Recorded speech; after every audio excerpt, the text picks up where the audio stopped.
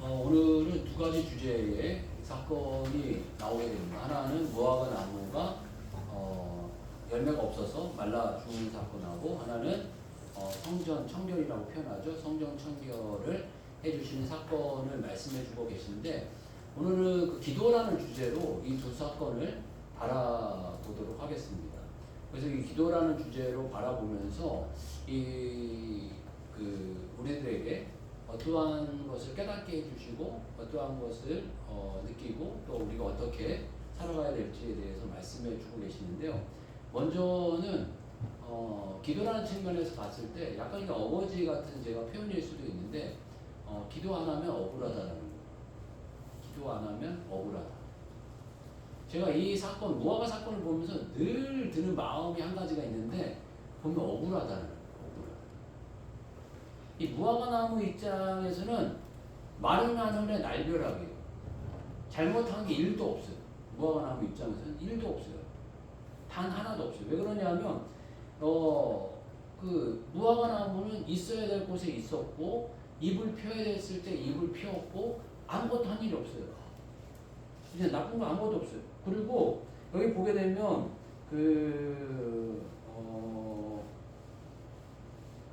13절 보게 되면, 머리에서 잎사귀는 한 무화과 나무를 보시고 혹 그 나무가 무엇이 있을까요? 가셨더니 가서 보시니 잎사귀에는 아무것도 없더라. 이는 무화과의 때가 아님이라. 거둘 때가 아닌데 예수님이 가셔가지고 보니까는 무화과 열매가 없어? 그 저주하시는 거예요. 그런데 나중에 보니까는 뿌리째 말랐다는 거예요. 이거는 가망성이 1도 없는 거예요. 완전히 끝. 그렇게 돼버렸는데, 저는 이 사건을 접하면서 예수님 지금 너무하신 거 아니야? 이런 마음이 늘 있었어요. 제 마음 늘 있었어요. 왜 그러냐면 우리가 사과는 가을에 이렇게 따잖아요. 가을에 따는데 한 여름쯤에 예수님이 지나가시다, 아니 이놈의 사과가, 얘가 사과를 못 맺었네 이게. 그래놓고 저주라서 죽이신 거 아니에요. 그러니까 변명의 여지가 많이 있는 거 아니에요. 사과 입장에서는 아니 왜 그러세요? 지금 가을도 아닌데 해도 너무하시네요. 막 이렇게 할 얘기가 있는데, 기도 측면에서 보면 이렇다는 거예요. 여러분, 기도 안 하면 억울한 거예요. 억울한 거. 기도 안 하는 사람은 억울한 거예요. 억울한 거. 아무것도 안 억울한데요? 저는 다 잘 먹고 잘 살고 있어요. 그래도 억울한 거예요.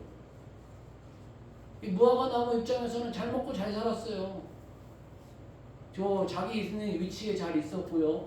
잎도 잘 피웠고요. 열매가 아직 때가 아니어서 아직 열매도 못 맺는, 모든 게 자연스러웠어요. 처음부터 끝까지 아무것도 아니고 평범하게.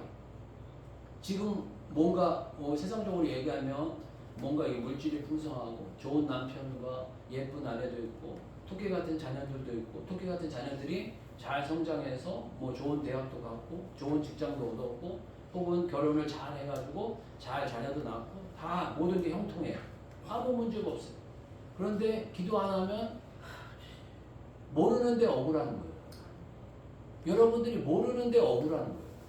아무것도 일상이 아무것도 문제가 없는데 억울한 거예요. 그리고 뿌리까지 말라 죽을 위기에 처해 있는 줄 모르고 사는 거예요. 그냥 억울한 거예요. 전에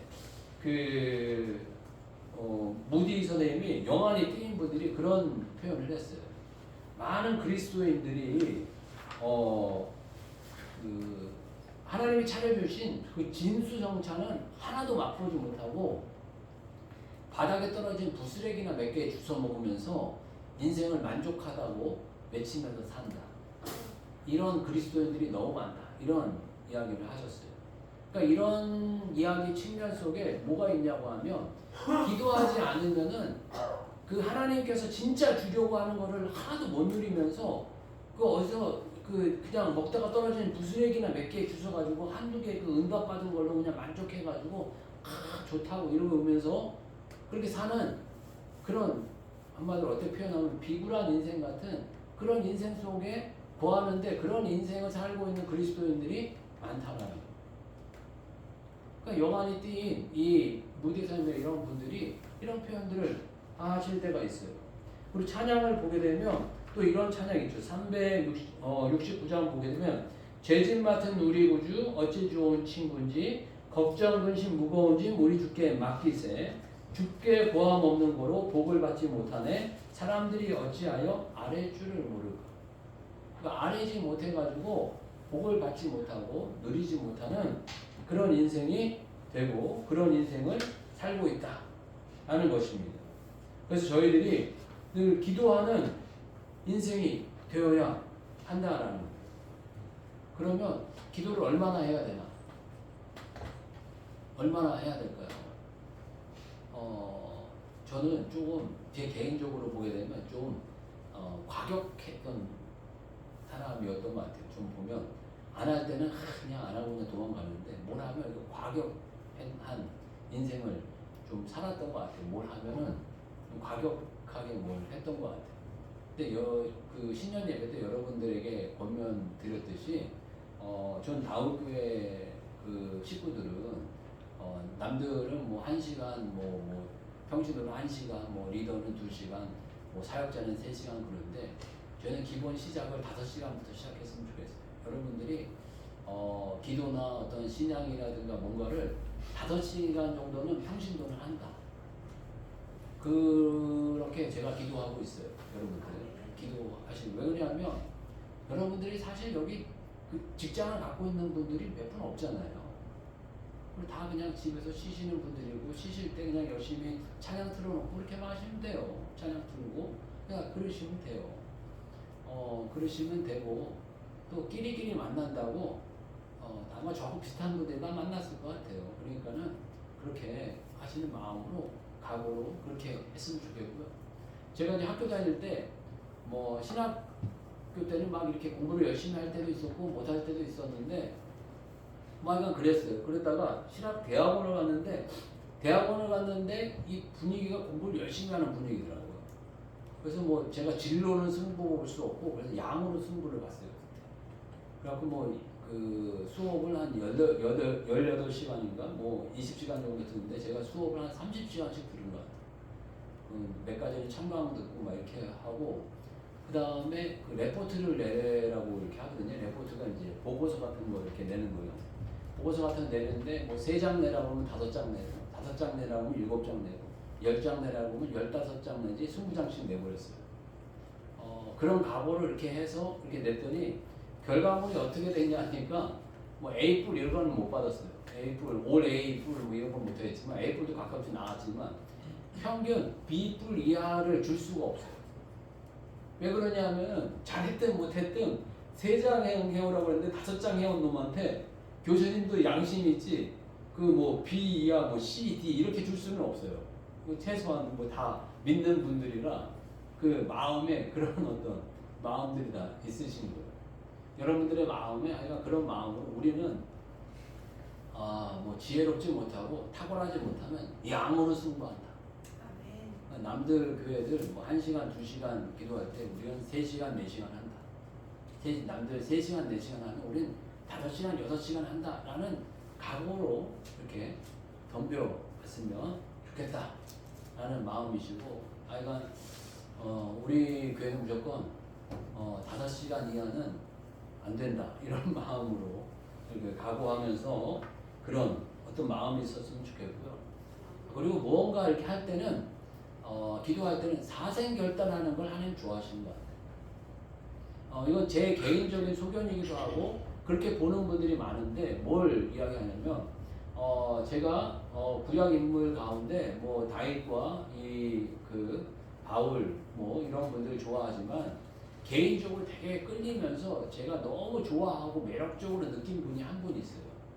그분이 이제 뭐 제가 여러 번 말씀드렸는데 그분이 누구냐 하면 야곱이에요. 야곱을 제가 되게 매력적으로 느끼는데 창세기의 주인공이 누구냐 그러면 많은 분들이 뭐 아브라함이요, 요셉이요 이렇게 이야기하는 경우가 있어요. 그런데 저는 개인적으로 창세기의 주인공은 야곱이다. 이렇게 여러분들에게 말씀드리고 싶어요. 왜 그러냐면 야곱이라는 사람 때문에 이스라엘이라는 이름이 생겼어요. 그리고 야곱이라는 사람 때문에 12아들이 생겨서 이스라엘 12지파의 기둥들이 다 세워졌어요. 나중에 그 요셉 이야기로 모든 게 이렇게 끝나긴 하지만은 요셉을 세운 사람이 바로 야곱이에요. 그러니까 이스라엘의 어떤 민족의 그 기초와 기틀을 세워놓고 그 기틀을 만들어낸 사람이 이 야곱인데, 이 야곱이 야곱되게 하는 중요한 사건이 하나가 있어요. 그건 뭐냐면 약복강의 기도예요. 약복강에서 이제 에서가 400명을 이끌고 자기를 죽이려고 와요. 그러니까 어떻게 해서든지 죽게 생겼어요. 그러니까 약삭 빨아가지고 이렇게 첩의 자식들, 마음에 안 든 첩의 자식들을 앞선에 이렇게 세워요. 그러고 난 다음에 레아와 레아 자식을 세워요. 그리고 제일 자기가 사랑하는 라헬과 라헬 자식 맨 뒤에 숨겨요. 그리고 난 다음에 자기는 어디 있느냐, 맨 앞에가 아니라 맨 뒤에 서요. 그리고 앞에 있는 사람 다 죽고 나면 자기는 도망가도록. 아주 나쁜 사람이죠, 한마디로. 자식들이랑 뭐 걔네들은 다 죽이더라도 자기는 살겠다는 이런 약속 받은 사람이고, 여러 가지 생각을 하다가 이제는 안 되겠다 싶어가지고 하나님께 매달려요. 한도뼈를 치는데도 하나님을 안 나요. 하나님 붙들면서 하나님 살려주세요. 하나님 제발 살려주세요.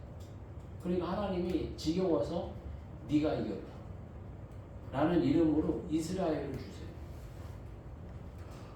그러니까 어떻게 하나님을 이겼겠어요?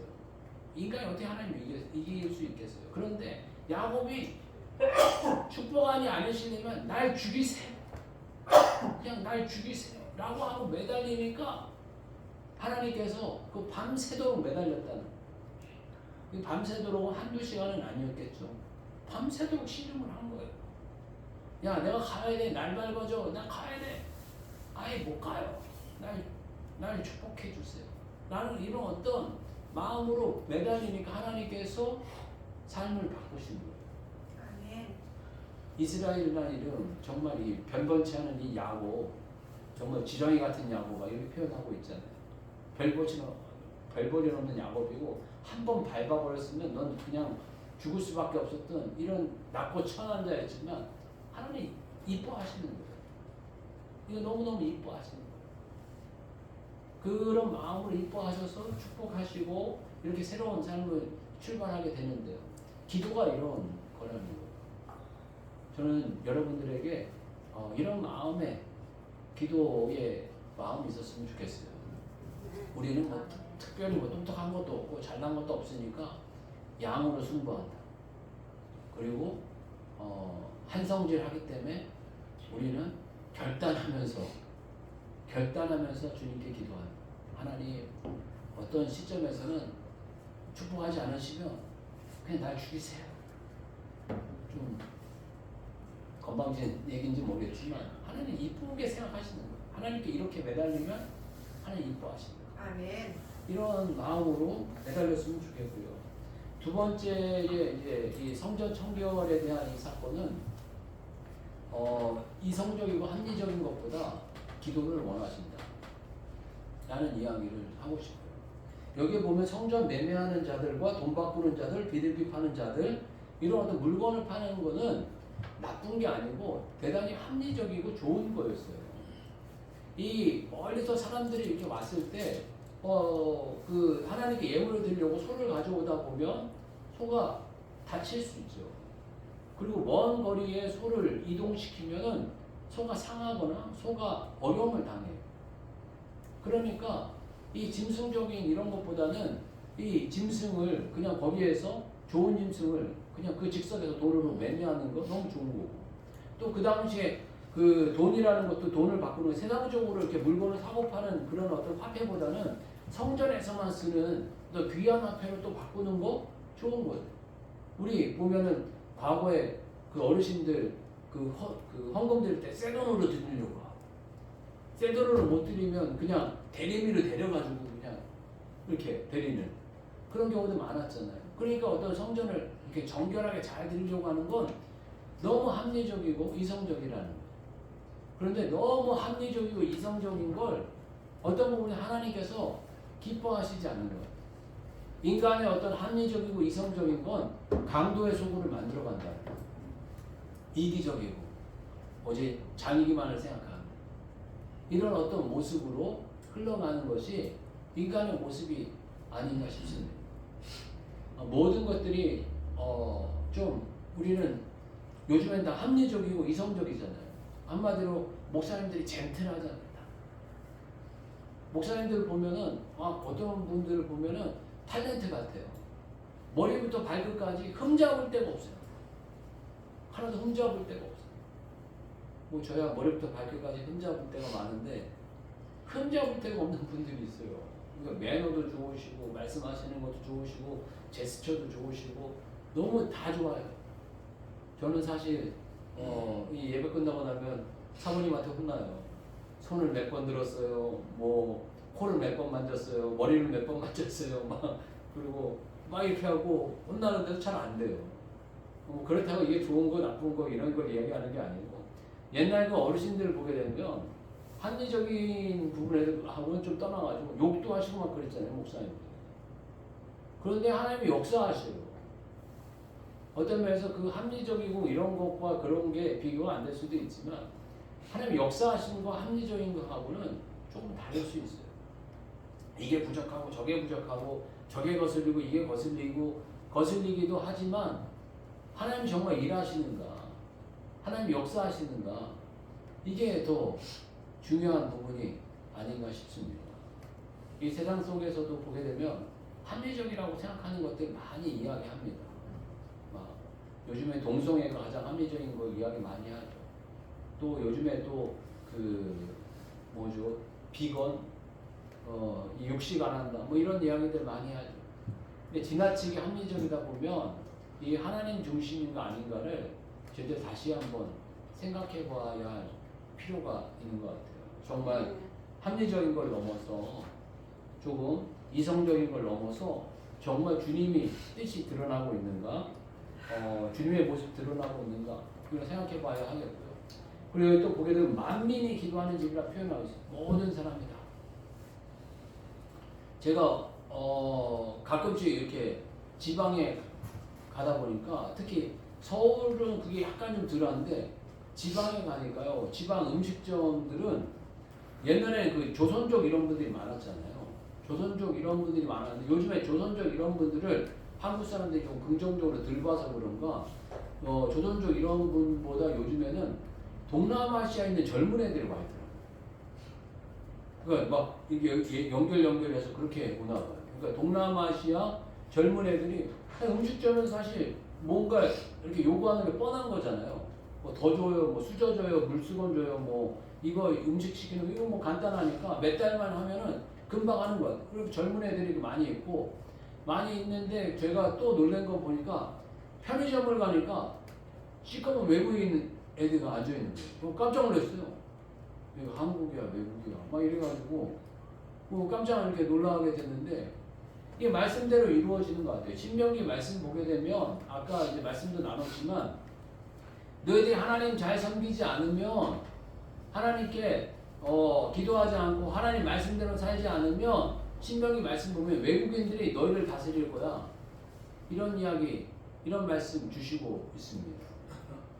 대한민국이 건국 이래 단군 이래 중국인들한테 마사지 받아본 적이 한 번도 없었어요. 그리고 제가 알기는 모르지만 당연히 이것도 마찬가지예요. 동남아시아 사람들한테 한국 사람들이 마사지 받아본 적은 우리 세대가 처음입니다. 이거 다 이런 시대를 우리가 살고 있는 이후에 뭐 99.9%가 다 하나님의 은혜고 하나님 잘 섬겼기 때문입니다.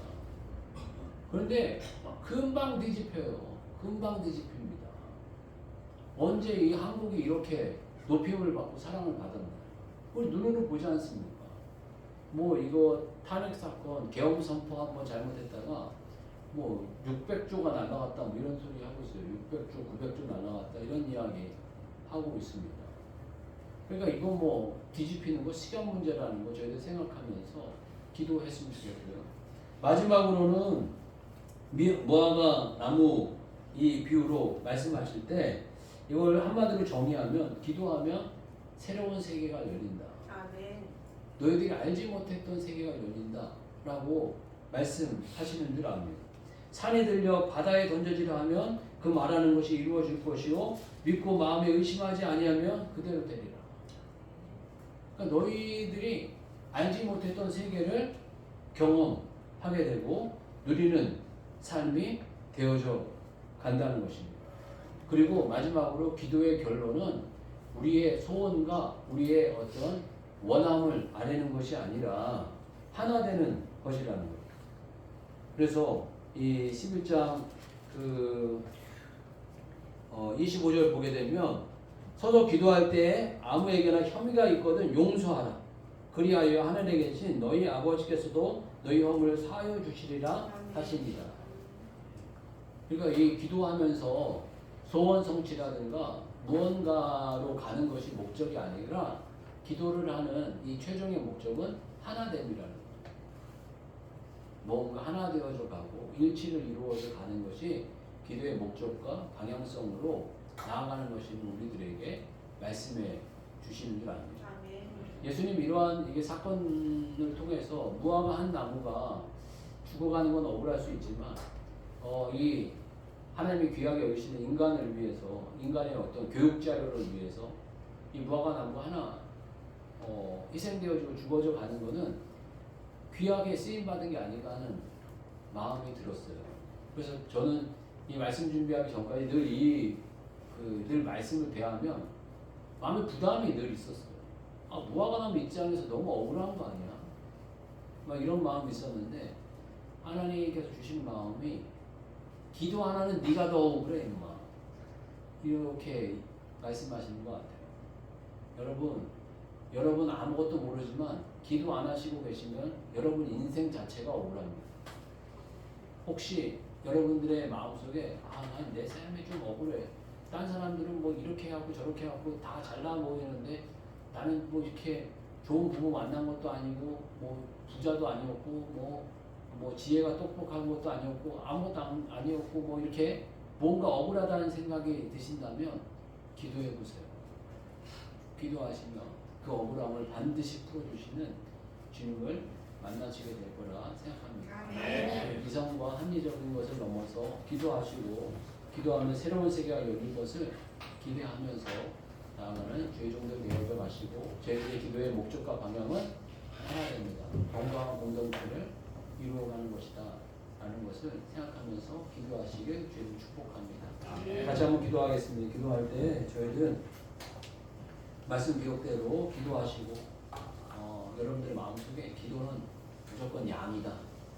우리 다을교회 성도님들은 기도는 양이다 이렇게 생각하셔서 양을 잘 채워가시는 여러분들 되시길 한번 기도하겠습니다. 주여 한번 외치고 기도하겠습니다. 주여